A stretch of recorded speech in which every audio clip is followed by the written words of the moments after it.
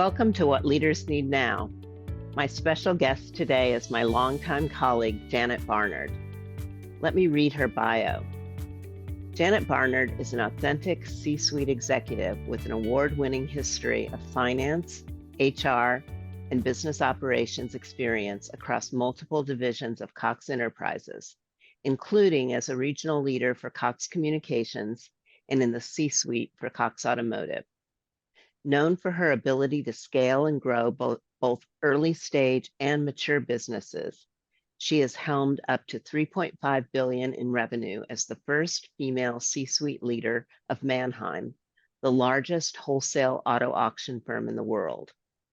This diversity, equity, and inclusion thought leader has been featured on CBTnews.com, Automotive News Daily Drive podcast, Auto Remarketing, GlobalAtlanta.com, and WashingtonPost.com, and has been a frequent speaker at events such as the Automotive News World Congress. Janet currently serves as an executive coach for C-suite and C-1 leaders as part of the Exco Group network, and is a principal advisor for Lotus Blue Consulting, focusing on organizational and digital transformation for large organizations. She is an NACD certified director and serves on the advisory board for Peakspan Capital, a venture capital firm. She volunteers her time as an advisory board member for University of Nebraska College of Business, her alma mater. Janet splits her time between Atlanta, Georgia, and Longboat Key, Florida, with her husband, Brian. She travels frequently to enjoy her two daughters' families in the Midwest, as well as spending time exploring new cultures around the world. Janet, thank you for joining us. So good to be with you again, Andrea. What about your stellar career journey most amazes you? I feel like so many people have a story like this. I was a daughter, youngest of five, of two parents who were 8th grade educated farmers, and my grandparents were German immigrants. And so we grew up in a tiny little farm community in southeast Nebraska. And so I think just the fact that I even reached the mid-level point of my career doing what I did, much less all of the opportunities that came in the latter half and what I do now, I'm still amazed by it, because it wasn't ever something that my parents encouraged me to do. They weren't even necessarily about getting an advanced education or leaving the area we grew up in. Somehow they just taught us to be pretty independent people. And we all kind of, my siblings and I, just kind of went our own way and did what we did. And they somehow instilled, I guess, a sense of confidence and independence that enabled me to not be afraid of taking some of the risks that felt very risky at the time, that paid off in a really satisfying way. That's why I invited you to come here today to talk about courage. As I think about you and I think about the word courage, the two go hand in hand for so very many reasons. And that what the story you just told embodies that. When I wrote my book, What Leaders Need Now, I described two kinds of courage: personal courage, and your life, your career, the story you told just now, and all of the stories along the way embody personal courage. As you became an executive, you also embodied the second kind of courage that I described, and that is the courage to transform organizations. And that's what I'd like to talk about today with you. That kind of courage is reserved for leaders that have the positional authority to make unpopular decisions, to do the right thing when the right thing isn't always the popular thing. And the other day, when we were talking about various institutions taking a stand over the Israel-Hamas war, you reminded me of the letter you wrote to employees after the George Floyd killing. Yeah, hard to believe that's already been, what, 3 years ago now.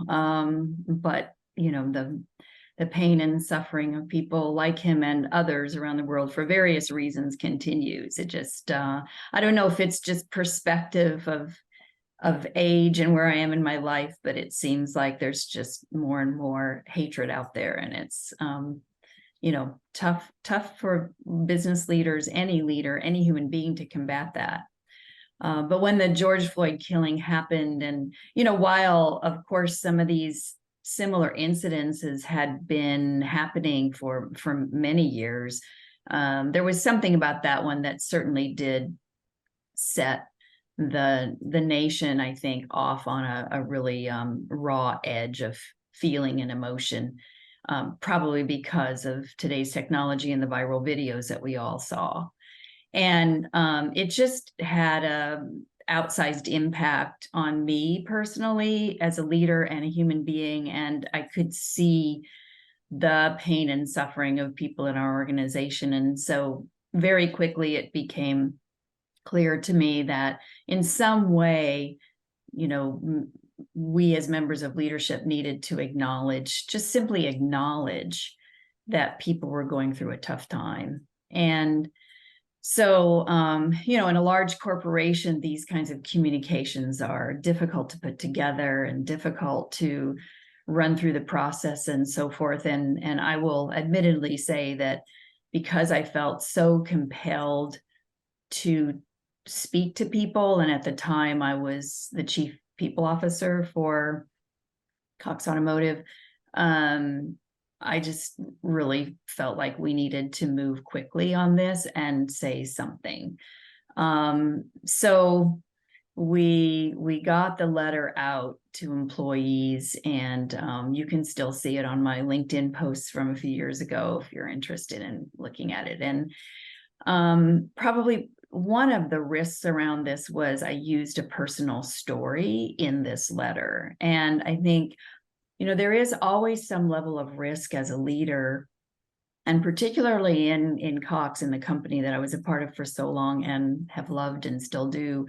You know, it never was about us. I mean, we were taught that was part of the culture. It's not about you, it's bigger than you. And so when you include a personal story, there's always a risk there because it can feel then like it's about me. But in this case, sometimes, you know, you get a gut feeling when you just know what the right thing is to do that will hit the mark with people. And so I included a story about the current events, but also personally shared with people that my son-in-law is Black and I have two multiracial grandchildren, my daughter's family. And I made the point in the letter, in kind of the introductory paragraph, that something like this could just as well happen to him as it could any of these other folks that have had these instances. And I've learned so much having a multiracial family about how it really feels, and the things we have witnessed that are nothing like the things you see that make the news. But I've witnessed these microaggressions very close up and personal, and I know how hurtful they can be.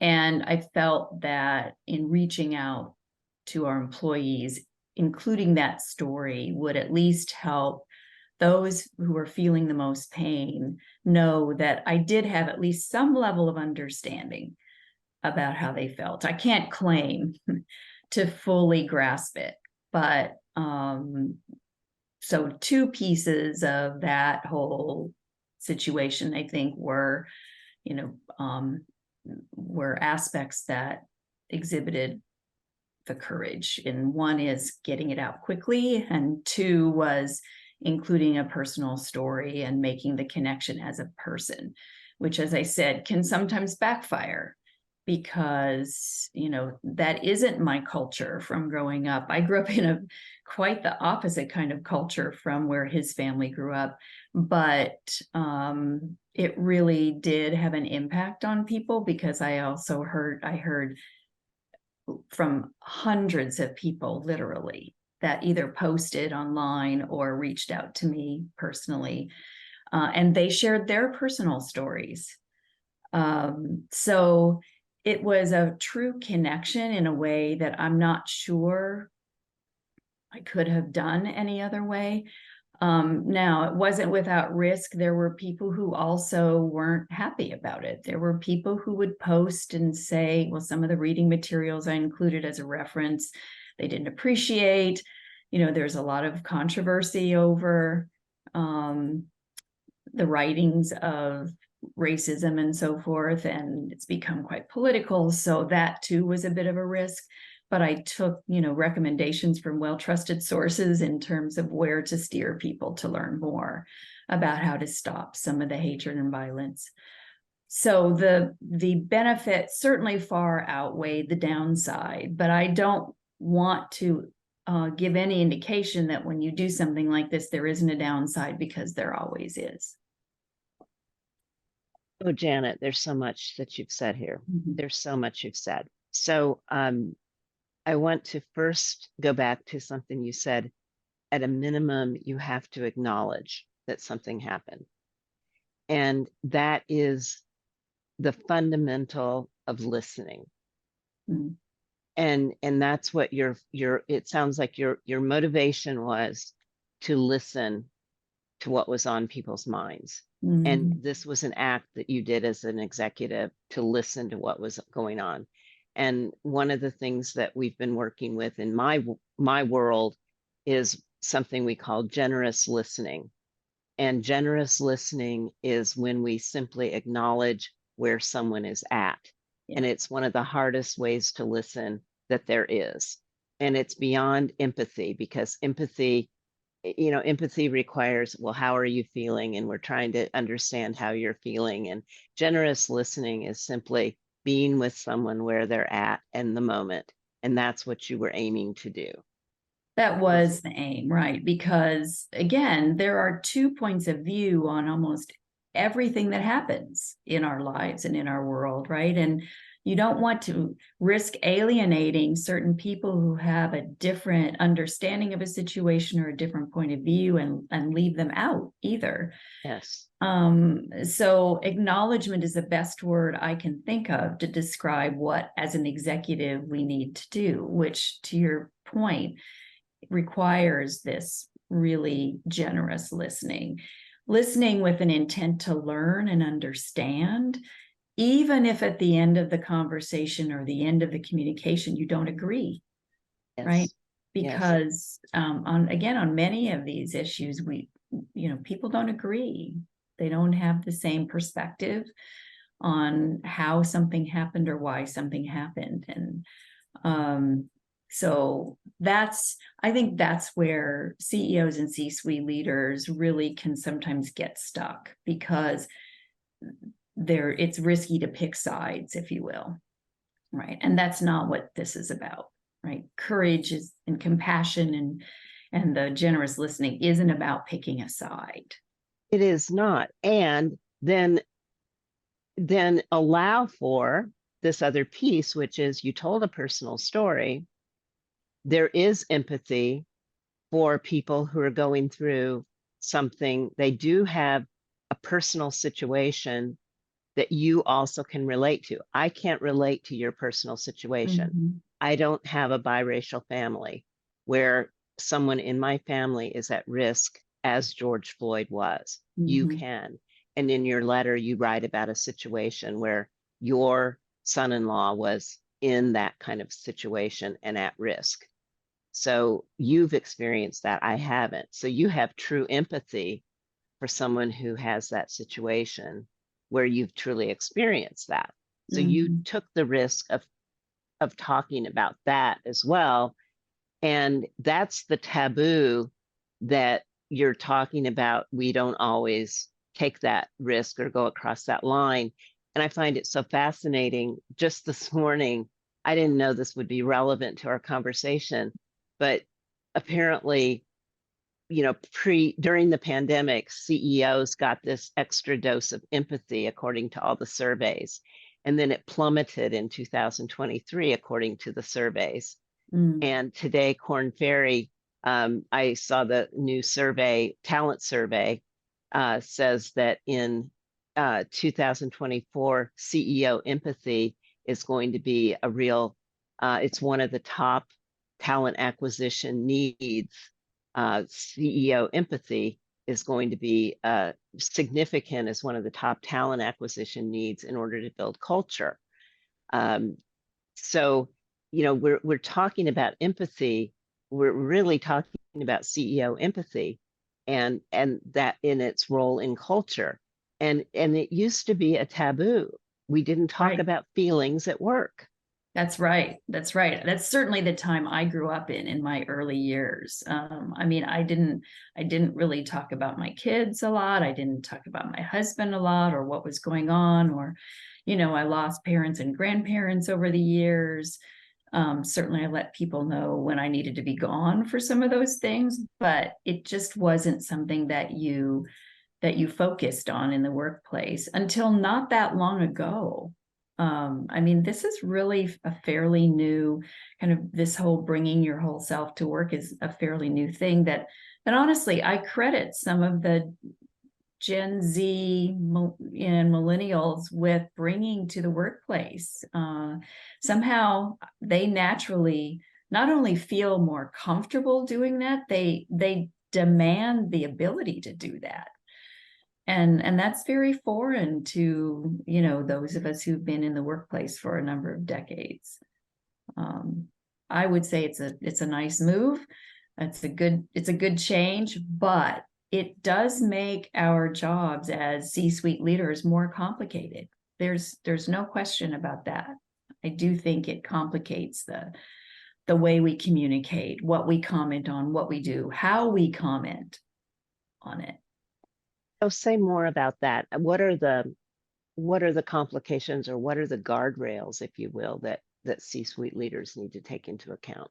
Yeah, I think, one of the things that I really had a hard time wrapping my head around, even in my, most recent years of working as I was more and more senior, is the fishbowl that you live in when you're a senior leader, and how every word and every action is watched and sometimes taken out of context for good or maybe not so good, depends on the situation. But I would often be amazed in responses to communications or employees who would walk in my office or send me an email about how something touched them, the tiniest little thing, or how something they saw or heard didn't sit well with them.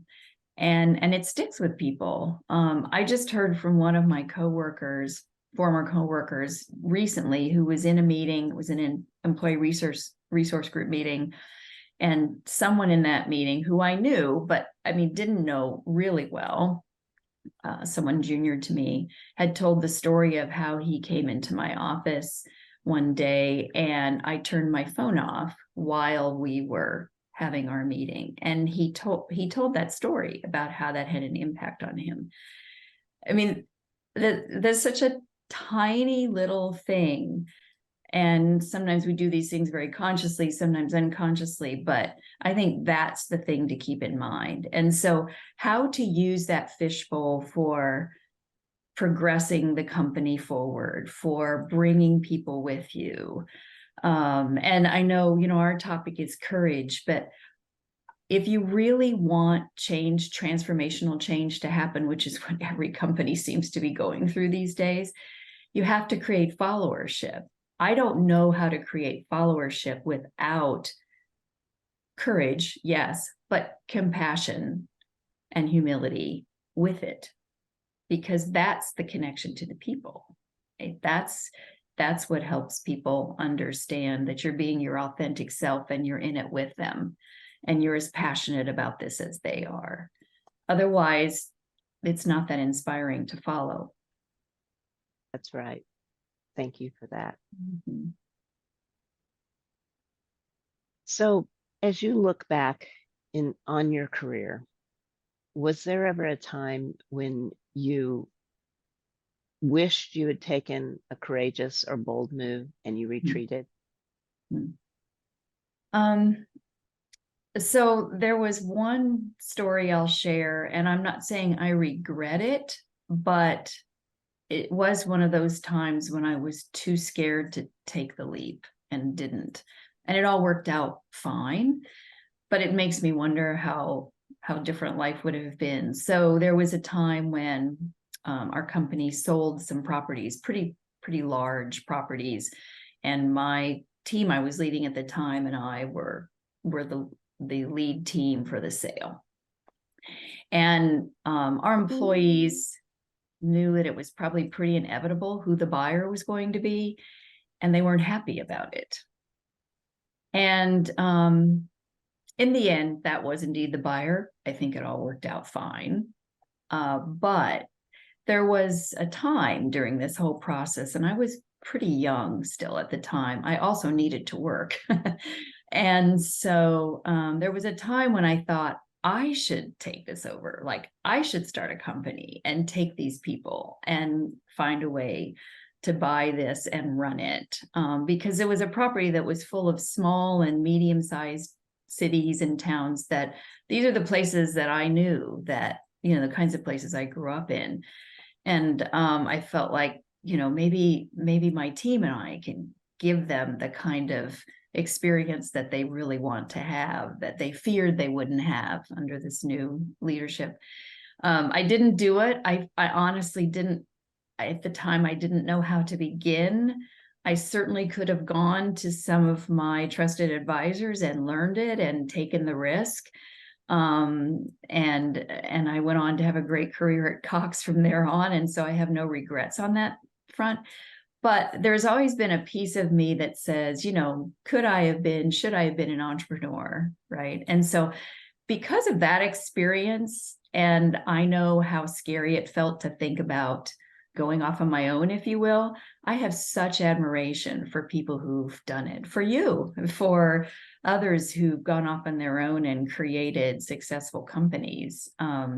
Because that there have to be just really terrifying moments, especially at the beginning. So, you know, we all have these moments of fear and trepidation that keeps us from doing certain things. That was a time when I felt it, and you know, I didn't do what I was thinking about doing. I didn't even articulate it to many people because I was afraid of even thinking it. It was kind of a bizarre moment for me. But again, I'm also a believer in things happening for a reason. So no complaints about how things worked out, but it was an interesting moment in my career. You know, courage is not throwing all caution to the wind and just jumping Yeah. and hoping for the best. You made a choice, and that other choice you made worked out beautifully for you. And you know, now you mentioned me, you are out on your own. It's Mhm. funny, this thing that we call retirement. You know, you have, when you leave an organization qualified for retirement, you retire.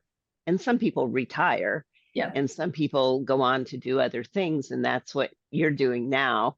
You know, you have an LLC, you are doing other things, and you've been away from this organization that you spent so many years um, dedicated to, and now you're out working with other companies. So in some ways, you are that entrepreneur. Um, Mhm. what what insights is that giving you um, in terms of your own, I don't know, your own courage, but also how executives, how legacy practices in organizations are holding back courageous action, forward movement, culture, transformation? What insights has this given you in this time? It's not been a long time, but it's been enough time to give you some perspective Yeah. on forward movement. Yeah, I've probably worked in, I don't know, 6 or 8 different industries since I retired from Cox. And I love that, learning about these different businesses, how they work, how they operate, the cultures inside of them. First of all, they are vastly different. I will say that. Secondly, no matter how different they are, they all seem to be trying to solve many of the same problems, which I find interesting. We think we're so different from the next company, and we're not, but culturally we can be. So I think there's a few things that have kind of been ahas for me. Um, one is, in exercising courage, you do have to pick your moments. And I find myself now talking to some of my clients about, they want to go fast. They want to make this thing happen. And then I find myself saying, sometimes you have to, the old slow down to go fast kind of thing. And sometimes I'm like, I can't believe I'm saying this because I was the one that wanted action, right? Am I talking to Janet Barnard right now? Right, exactly. So, picking your moments is really important in terms of making a big move, because something that is the perfectly right idea can be completely the wrong time. And then it can fail or it can backfire, which you don't want. The second thing that is interesting to me, and I've felt this, and I've always wished I could do something about this. I don't know what a better answer is, but titles scare people. Titles hold people back. And the weight of the big title can so often keep people from speaking truth to power, right? Keep people from speaking up when something needs to be addressed. And that just makes me sad. Uh, I think there's so much more that could be done if people in the right moment, in the right way, had the courage to say, you know what, I think maybe we're heading in the wrong direction, or I agree with what we're trying to accomplish, but there's a better way to do it. And I saw so many people holding back over my career. And I see it now with some of my clients, where I have to encourage them to pick the right moment. We work on the style in which they approach it, but to have the courage to speak up even when there are multiple people in the room with titles much bigger than theirs. I wish there were a better way to do this. I haven't seen one. Because no matter how well-meaning the CEO can be or how open they may be to input, people assume that you're not. So, and then the third thing is, in spite of all that, people do follow your example. So if you're authentic, if you take the time to be an active and generous listener, if you stop and say good morning in the hallway, if you do those little things that show people that you're human, then the titles can, the impact of the big title can be minimized, and people will start to trust and speak up. One of my favorite notes when I retired from Cox that I got from someone who I really didn't know that well, but knew of. And they said, I'm really sad to see you leave, because as long as you were there, I just knew things were going to be okay. And I thought, wow, that's just an awesome perspective, and such an awesome feeling as a leader when I had to make as many unpopular decisions as any other leader did. The news I'd have to share sometimes was not good news. That's trust. That's right. Trust. That's right. So, being human and creating the trust is really the key. Well, those three things, those are the lessons to leave us with. Those are the lessons to leave leaders with. And this idea of this, being sad of how people are afraid of the titles, you gave us the solution to be the role model. Mm-hmm. And it's the people who are not that and use those titles that are the challenge, right? Those whose egos, and it's why you have to have the trio, the compassion, courage, and humility. And humility is important because the ego laden title that doesn't want to be the role model, that doesn't want to listen and be empathetic, that's the intimidating leader that doesn't want to hear the input. Right. And we've seen some really astounding examples recently of leaders who had the ego and the narcissistic compulsive behavior and so forth that have imploded, right? So, I mean, that may work for some period of time. It doesn't work over a period of time. I think that's been proven time and time again. Yeah.